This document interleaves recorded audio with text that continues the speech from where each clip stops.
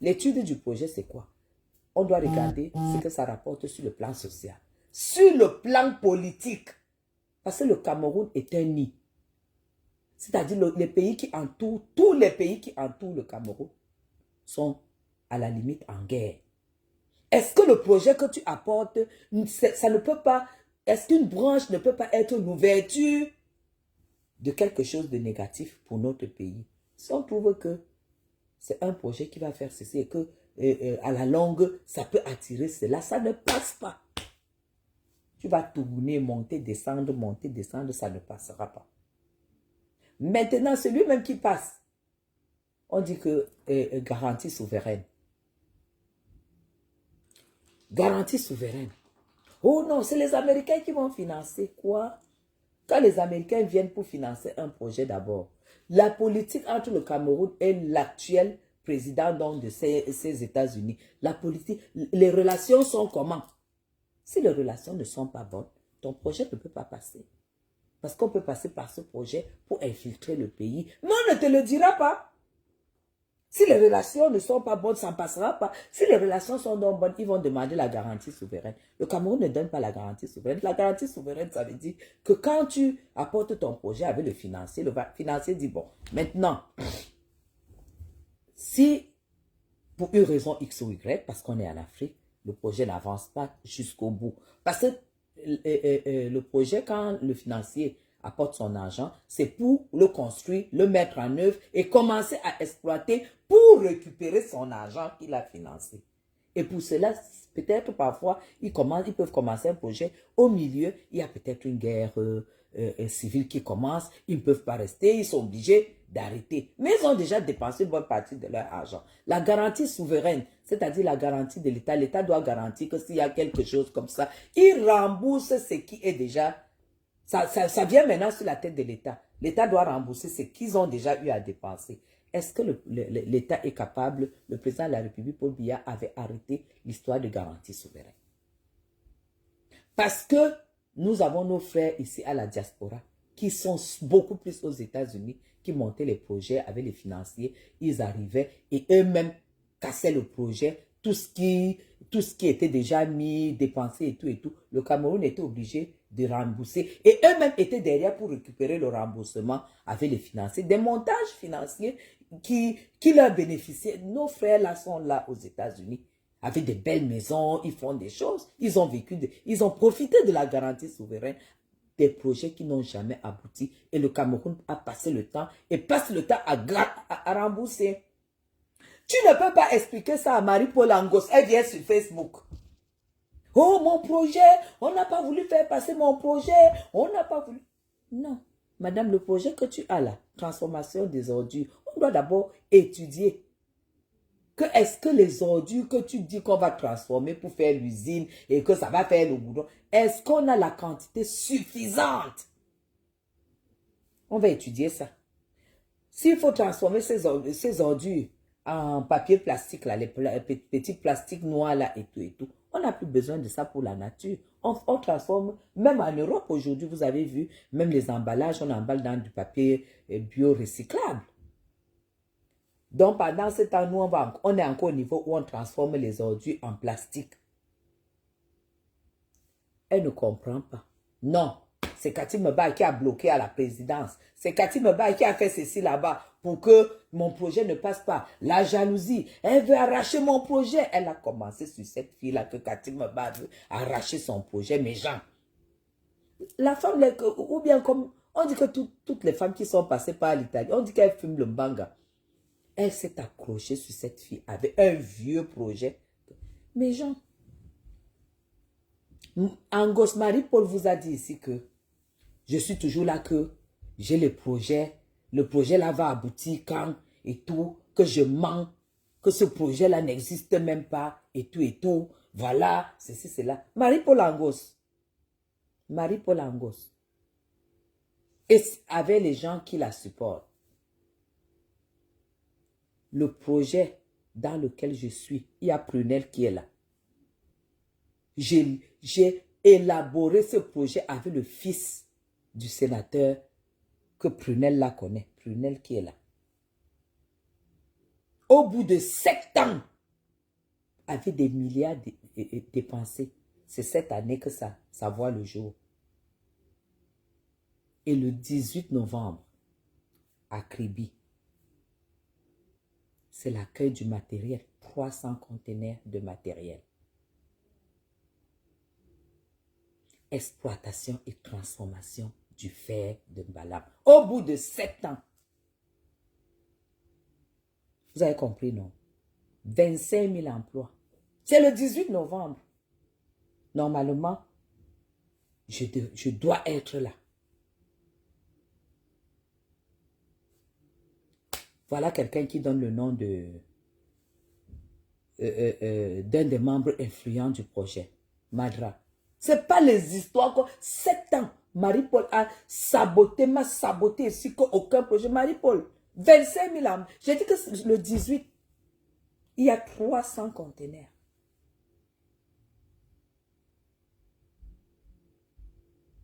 Et les conditions sont là. Tout est clair. Les ingénieurs seront recrutés.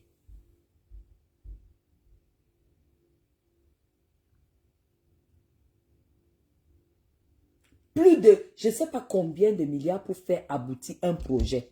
Sans compter les voyages entre 2 avions dans le monde entier pour trouver les financiers.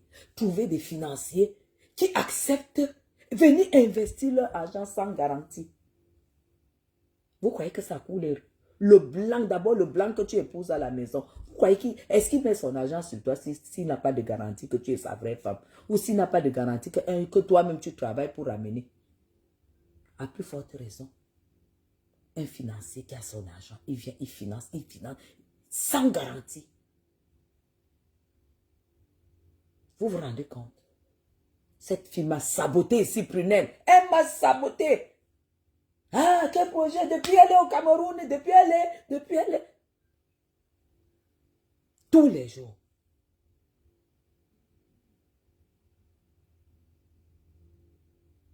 Tous les jours. Marie-Paul montait sur le truc pour m'insulter. Donc, c'est pour vous dire que c'est une... Donc, cette fille a un esprit, comme elle est laide là, c'est comme ça que son cœur est laid. C'est comme ça que son fond est laid. Tout ce qu'elle fait, c'est laid. Plus de 25 000 emplois. Je dis bien plus de 25 000 emplois.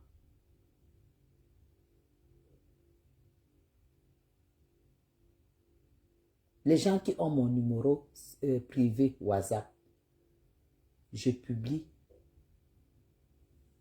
chaque semaine le passage du directeur général et du directeur financier ici à la maison, que ce soit ici à Paris depuis que je suis là, que ce soit au Cameroun.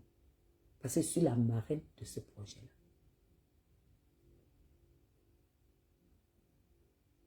Mais elles m'ont insulté avec celle qu'on appelle un voutou. C'est des femmes qui ont cru que, comme ils ont eu des gens qui ont mangé l'argent du Cameroun dans un système de vol, parce qu'ils disaient que, parce que leurs parents étaient proches du président, ils prenaient le Cameroun pour la cuisine de leur maman, ils mangeaient l'argent et se sont retrouvés en prison, ils en sont morts là-bas. Ils croient que c'est un système qui va continuer comme ça. Et quand ils arrivent donc, ils se rendent compte que non, le système, ce n'est pas comme ils croient, ça a changé. C'est là où vous allez donc les voir dans l'opposition. Marie-Paul n'a jamais été patriote. C'est une affamée qui a voulu sortir la tête de l'eau avec l'étiquette du président du RDPC. Vous croyez que là où nous sommes là, on est 184. Parce que dès que je parle, je ne sais même pas. Je suis tellement partagée parce que tellement ma fille, elle est jeune, son copain, tout ça. Je ne suis même pas sûre, je ne sais même pas comment. Si je vais pouvoir laisser le bébé ici, je suis pas. Le 18, les gens. C'est-à-dire lundi prochain, je dois être à la tribune d'honneur à Kribi pour l'accueil du matériel, du lancement de ce projet. Premier projet digne de ce nom depuis 40 ans de règne du président Paul Biya. 40 ans de règne, le premier projet, c'est celui-là. Et vous ne savez pas ce qu'il faut pour en arriver, où ces jeunes sont arrivés. Quel soutien ils ont eu de nous, les parents, les amis, vous ne pouvez pas imaginer. Quand une comme celle-là, qui n'a même pas où dormir, vient parler qu'elle a le projet, ça bout c'est pas les milliards. Oh, tout le monde parle des milliards au Cameroun. Hein. Tout le monde parle des milliards.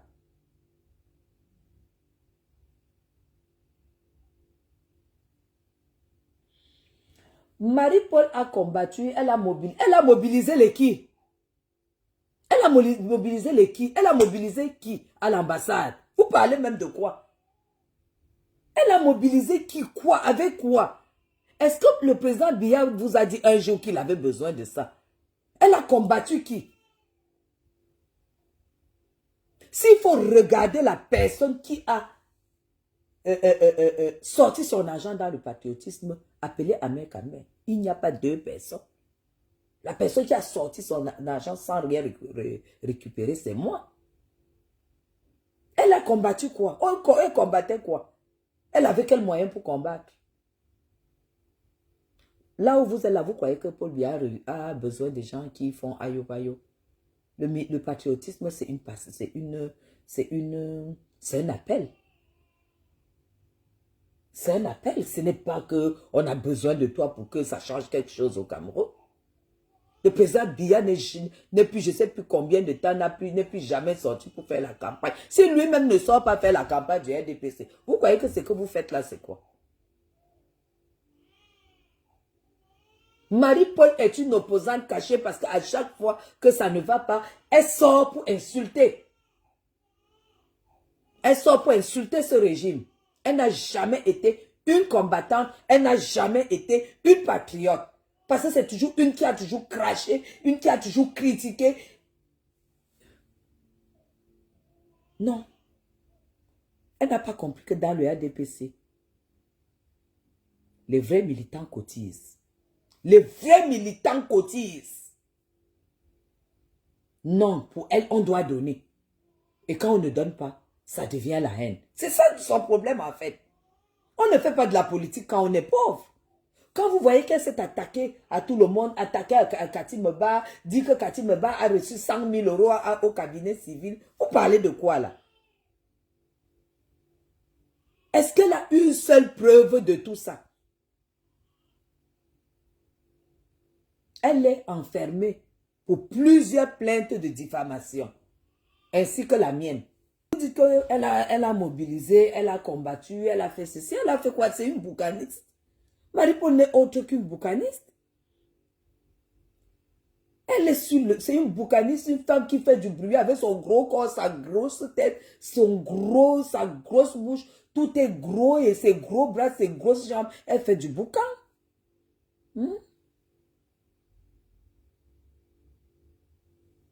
Tu ne peux pas entrer dans le patriotisme et faire de la politique au Cameroun si tu n'as pas misé, si tu n'as pas ton propre argent. Quand tu as ton argent, donc, tu entres, tu dois avoir les relations. Tu dois donc avoir les relations lumière. C'est-à-dire une relation lumière, c'est une relation avec quelqu'un qui est devant, qui s'assoit devant, qui est en devant de la salle, en devant de la scène, au devant de la scène. Il y a d'abord tes moyens, parce que ce sont ces moyens qui font à ce que quand tu affrontes donc les gens qui sont au devant de la scène, ils te regardent, parce que ne croyez pas. Ne pensez pas que dès que tu vas arriver, les gens vont dire non, comme tu as combattu et tout et tout. Sinon, c'est que les gens comme les Marie-Paul, salut Nadine, les gens comme les Marie-Paul, elles ne seraient donc pas enfermées. On voit d'abord qui tu es. Vous voyez le regard qu'on utilise, on te regarde. On te dévisage, on te regarde, on dit, mais pour voir si tu as même, on peut même te faire asseoir à côté. Il faut que tu ressembles à quelque chose. Donc, tu dois avoir ton propre argent. Mais c'est normal. Quand tu iras au début de mon live, tu vas comprendre. Franck. Donc, tu ne peux pas te lever, tu pars de l'Europe, tu n'as rien dans les poches, rien dans le sac. et tu dis que tu viens faire de la politique, taper les tam-tam dans les rues pour dire que Paul Biya, pour qu'on t'appelle, tu cours, tu pars, tu te mets avec Momo, tu te filmes, tu mets, dès que tu entends qu'il y a deuil, c'était son travail. Dès que tu entends qu'il y a deuil, là-bas à l'est, tu cours, tu arrives, tu te mets à côté du ministre Anderson Lee. Tu te filmes, tu mets la photo. On te voit déjà là-bas avec le groupe de femmes de ma chère. Tu arrives, tu te mets, tu te filmes et tu mets les photos sur Facebook. Les vrais gens qui parrainent ne font pas ça. Ils n'aiment pas ça. Quand tu cherches, ça c'est le proving. Et tous ceux qui sont dans le proving, c'est des gens qui sont vides à l'intérieur. Des gens qui sont bien parrainés. Le jour que tu pars, on te fait rencontrer la première dame. Tu t'assois comme ça. Et la première dame te dit, Aka, viens t'asseoir ici. Tu viens, tu t'assois. Elle t'étend, tu causes avec elle. Et voilà. Quand tu sors de là, tu essuies ta bouche. C'est là où nous de l'Ouest, on est trop fort. Tu essuies ta bouche. On te dit que tu connais même la route des Toudis. Tu dis non. Tu dis non. Mais Marie-Paul, le jour qu'elle allait à Etoudi, maman, en tant que Bayam Salam, on lui a donné le billet de Bayam Salam. Parce qu'elle était là-bas au Chabat, là où compresseur était. Oui, elle est enfermée, Florence. Dès qu'elle est sortie de là, elle est venue poster. Oh, non. Non. On ne fait pas comme ça. Ça, c'est le proving de Facebook. Quand tu sais que tu as envie d'aller très loin, c'est même pas comme ça que tu dois fonctionner. Les grandes choses sont cachées et s'exposent le moment venu. Je ne pouvais jamais dire ici que je connais la première dame. Je ne pouvais jamais dire ici, sur Facebook que c'est comme ça. Même, ça dit que j'ai déjà vu la première dame face to face comme ça. Jamais.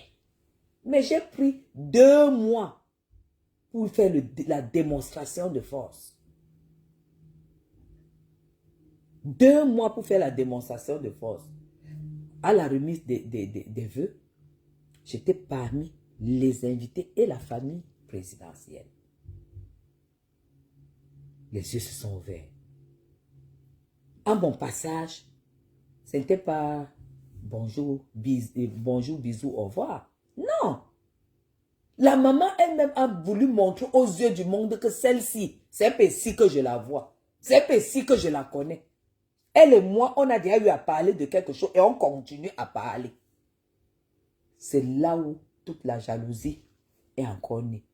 J'ai dit, les gens s'ils n'ont pas encore vu, hein. Si eux, ils crient seulement pour le passage de la remise des vœux, qu'est-ce que ça donne à mes followers? Rien. Je cherche ce qui va donner quelque chose à mes followers. Là où ma follower va m'appeler que voilà, mon fils a bac plus 5. Qu'est-ce que je fais au Cameroun?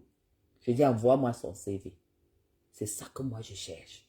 Je veux exister pour les gens. Je ne veux pas exister pour moi. Parce que pour moi, j'ai déjà atteint le summum au Cameroun. J'ai déjà atteint le summum dans ma vie.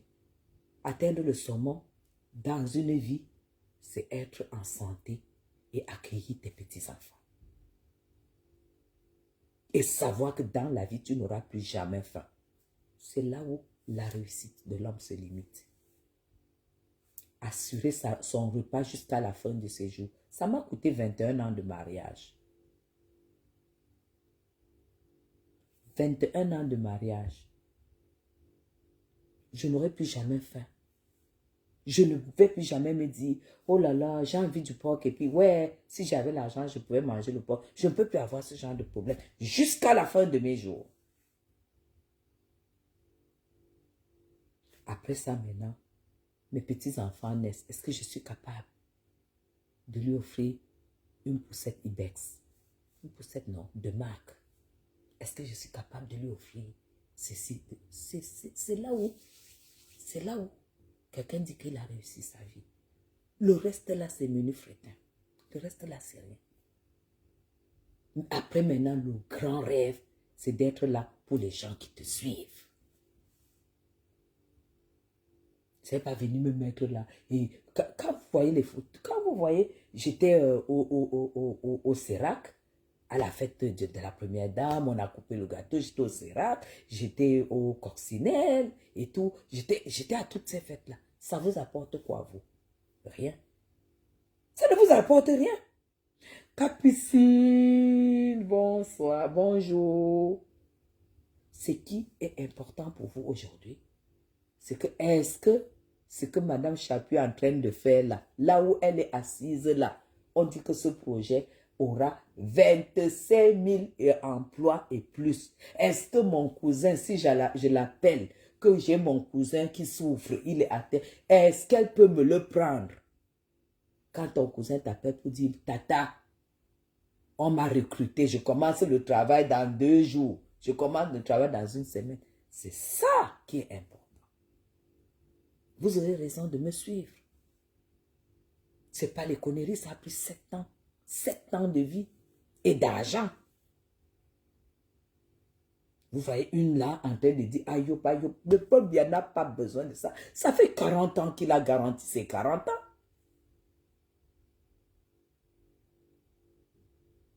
Eh bien, voilà déjà une qui se déclare. Voilà déjà Florence. C'est ça, en fait, le but. C'est ça qu'on attend de la diaspora. On n'attend pas les gens qui viennent pondre les enfants à la vieillesse pour attendre les papiers comme les Malènes et Voutou. Tu viens pondre un enfant métis à plus de 50 ans pour espérer avoir une carte de séjour, épouser un manœuvre et venir parler à Madame Chapuis. Non. Pendant que toi, tu attends la carte de séjour, ma petite fille naît avec 3 passeports dans la poche. Donc, il y a les choses dans la vie que je n'ai pas peur de les attaquer, les oies. Hein? Quand la ménopause, ça vient chercher les hommes, les blancs. Alors que je suis arrivée, ma part, quand j'arrivais pour chercher le blanc, j'étais encore taille 36. Ce n'était pas avec